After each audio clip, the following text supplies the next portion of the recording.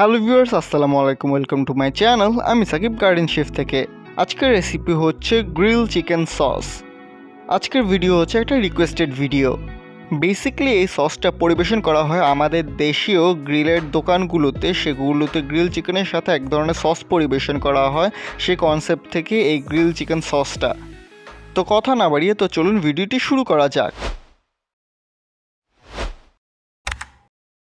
Sauce বানানোর জন্য ফার্স্টে নিয়ে নিয়েছি 3টা সিদ্ধ ডিম দিয়ে সস বানালে অনেক বেশি ক্রিমি হয়ে থাকে। এরপর এখানে দিয়ে দিচ্ছি 1/3 কাপ পরিমাণ পানি এবং 1/2 কাপ পরিমাণ তেল।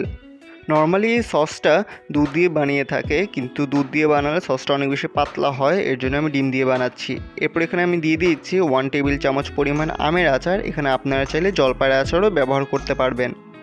এরপর এখানে আমি দিয়ে দিচ্ছি 1 চা চামচ পরিমাণ স্ট্রবেরি জেলি। আপনারা চাইলে অরেঞ্জ জ্যাম বা মিক্সড ফ্রুট জ্যামও ইউজ করতে পারবেন। এরপর দিয়ে দিয়েছি 1/2 চা চামচ পরিমাণ লবণ, 1/2 চা চামচ পরিমাণ গোলমরিচের গুঁড়া এবং 1 টেবিল চামচ পরিমাণ গুঁড়ো দুধ।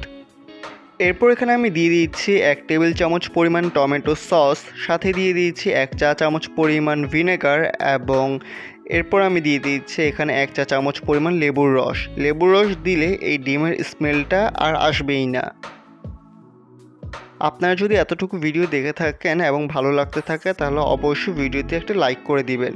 এরপর এখানে দিয়ে দিচ্ছি 1 চা চামচ পরিমাণ চিনি এবং সর্বশেষে ঢাকনাটি লাগিয়ে সামান্য একটু ব্লেন্ড করে নিব।